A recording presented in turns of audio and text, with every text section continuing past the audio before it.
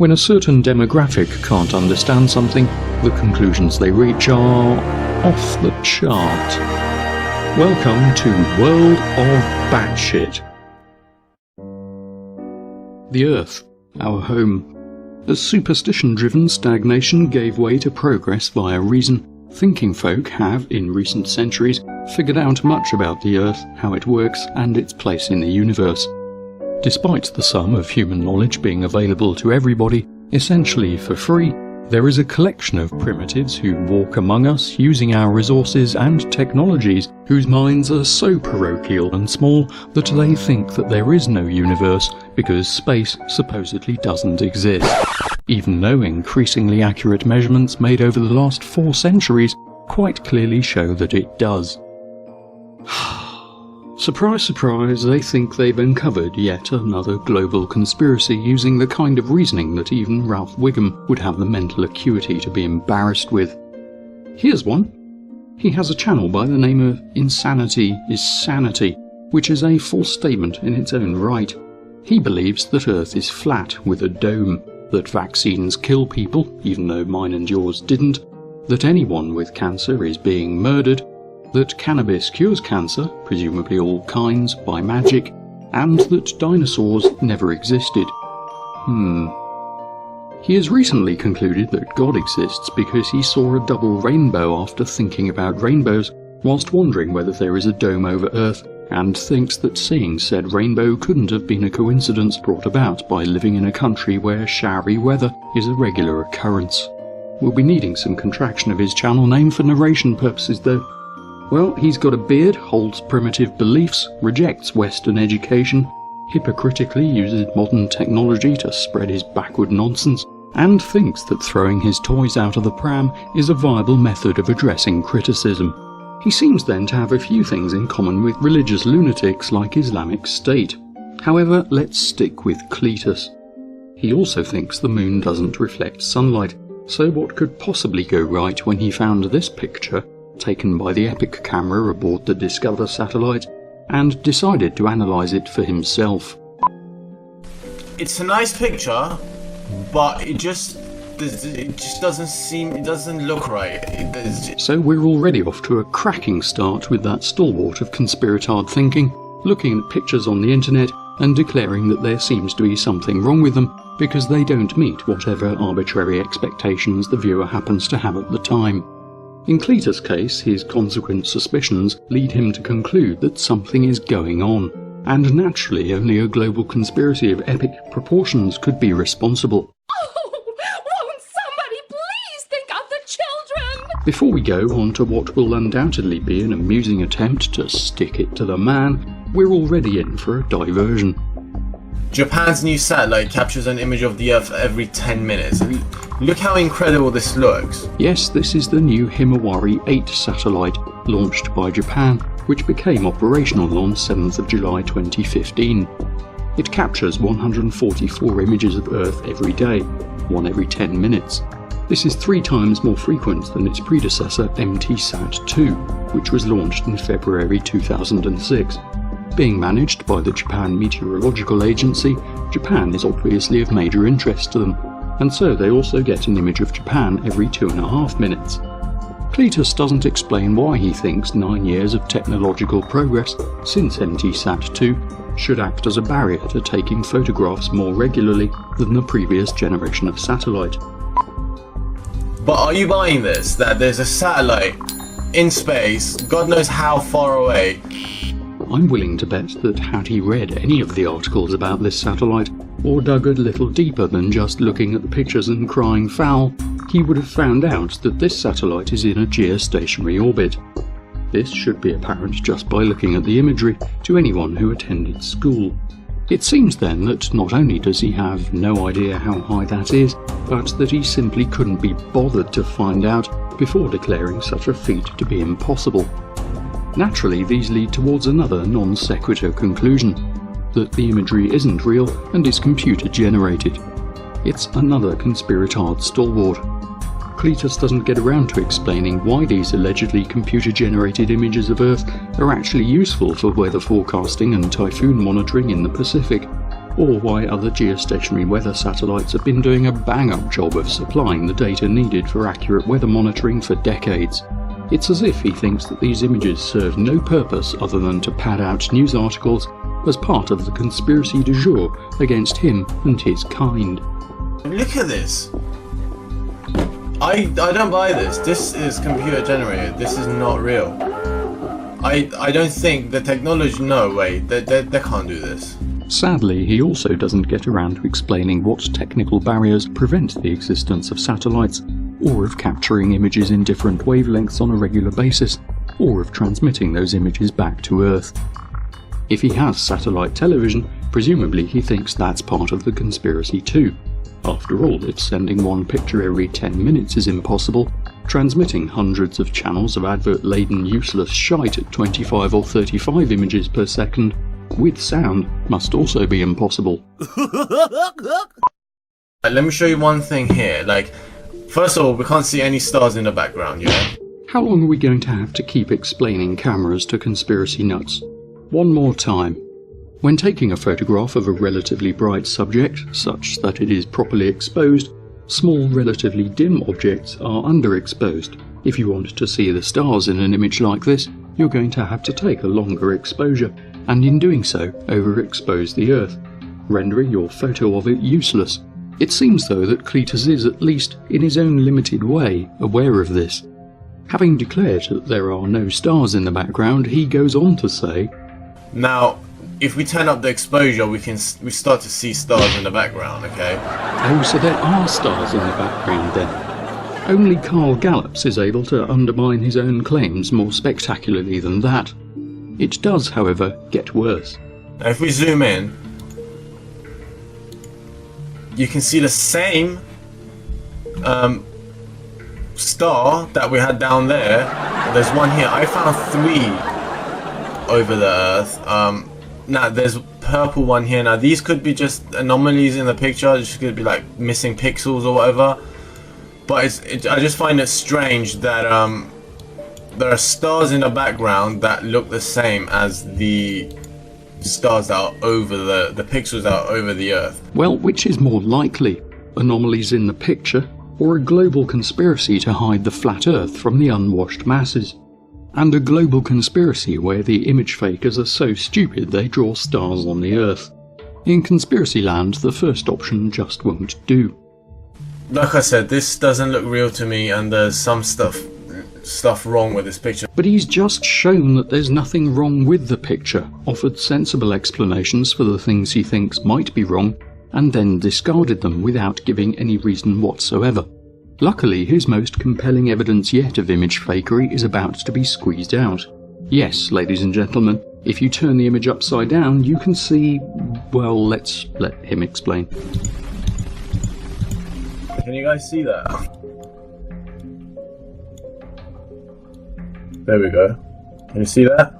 JFY, JFX, TFX, is it a T?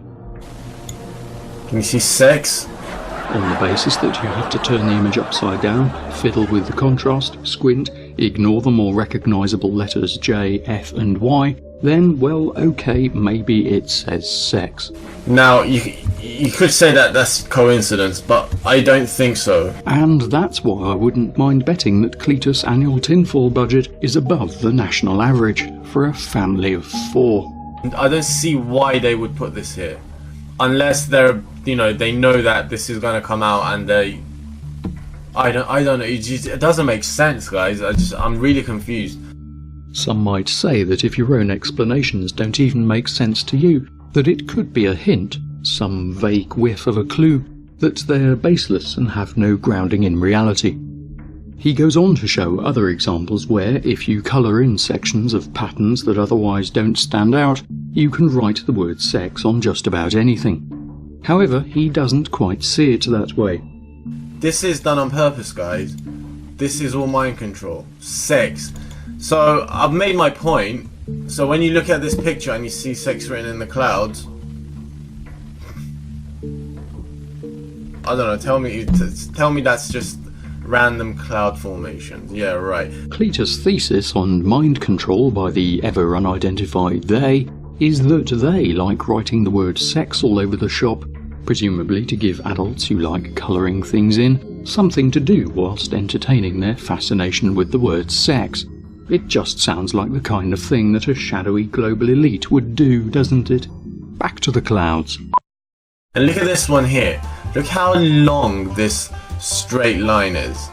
Okay, it's not quite straight, it bends it slightly here, but the point here is that in nature you don't get such large cloud formations like in a straight line. Someone had better tell Saturn that these nearly straight lines can't happen due to a hitherto unknown law of nature that some guy on the internet just plucked out of his bottom. I'm sure we'd all love to know where our professor of atmospheric dynamics learned this alleged rule of cloud formation. However, we shouldn't hold our breath because it's just another argument from ignorance being used to justify another argument from incredulity.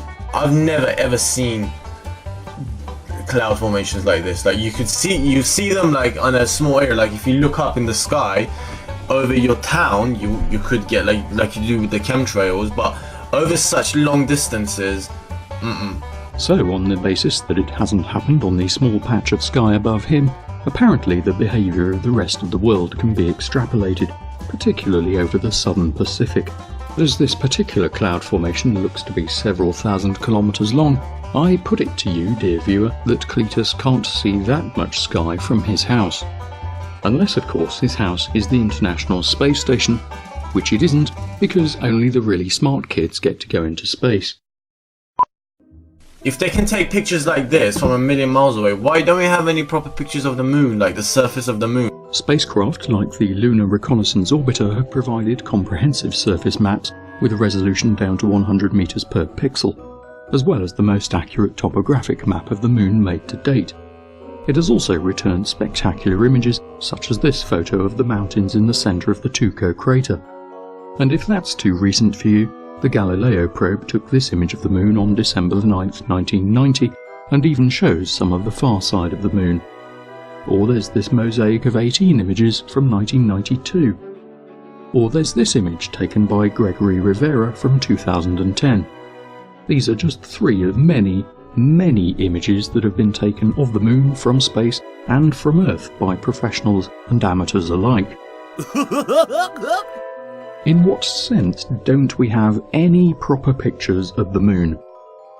Since Cletus didn't think to regale us with his criteria for what constitutes a proper picture, we're going to have to conclude that he thinks that any photo taken from Earth magically doesn't count, and that any photo taken from space is automatically fake, because, you know, conspiracy. Oh, and because he thinks the moon emits light rather than reflects it. Now why are they sending back such crappy pictures of other planets like Pluto and Mars, like all blurry, and what is this about? This latest objection to image quality adequately demonstrates that whatever people far more intelligent than them achieve, conspiracy nuts will never be happy. When the images aren't to their liking, they're blurry and crappy. When high-resolution images are delivered, Joe Conspiratard doesn't like those either, and claims that such quality is impossible and must be fake. Indeed, Cletus appears to think that it is impossible to take clear photographs of Earth. Why is this so clear from 1 million miles away? And you gotta consider a lot of things, guys, like the fact that the Earth is spinning and moving, rotating around the sun, they say, and the satellite that took the picture would be traveling as well. Is he suggesting that an object rotating at 0.0007 revolutions per minute is spinning too fast to take a photograph of it? Is he suggesting that being 1 million miles away from something makes it impossible to photograph it? Sadly, we'll never know, because he doesn't justify his incredulity here either. So let's watch Earth rotate in real time.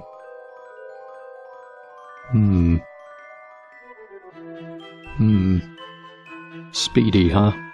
Okay, so let's not wait any longer. It's going to take 4 minutes just to rotate 1 degree.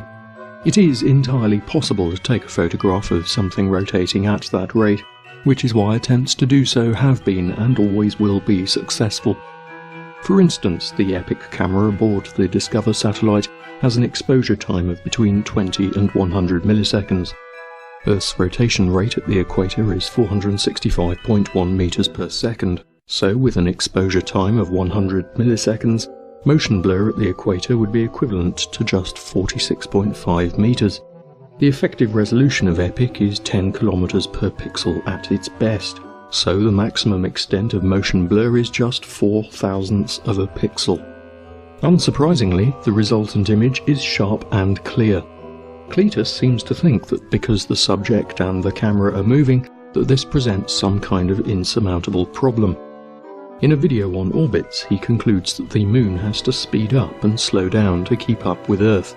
He appears to think that the Moon has to chase Earth as it orbits the Sun, as if there were no force responsible for orbits, and that's just the tip of that particular shiteberg.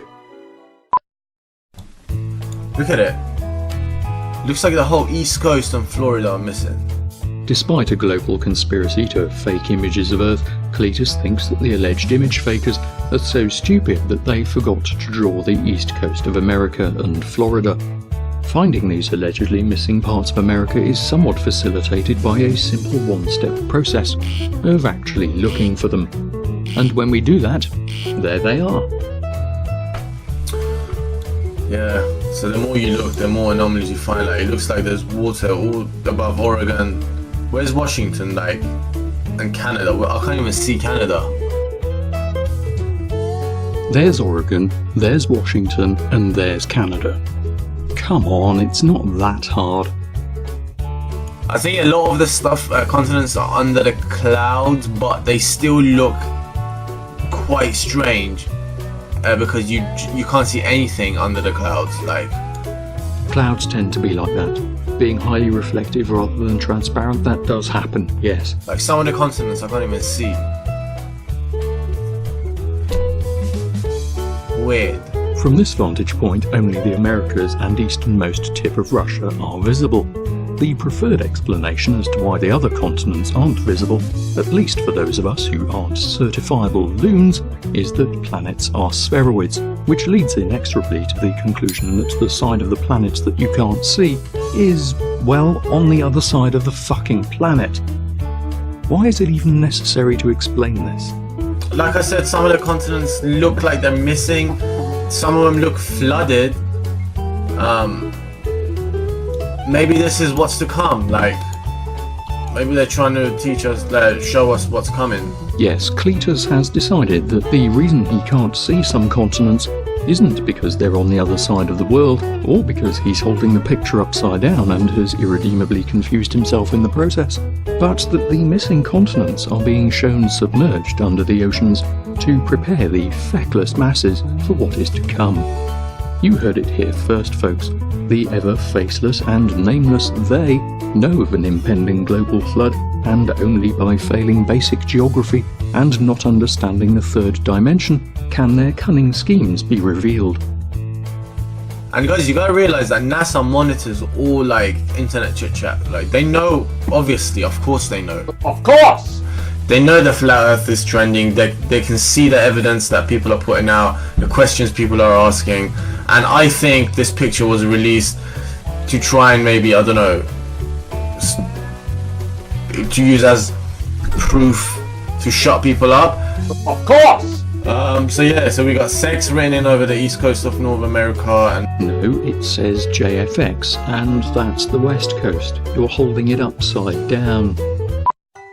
what I think is that these paintings, I think that they draw them, like this one that says 2015 was probably drawn maybe some like 2007, and then this one was maybe they released them on different dates. I don't know, because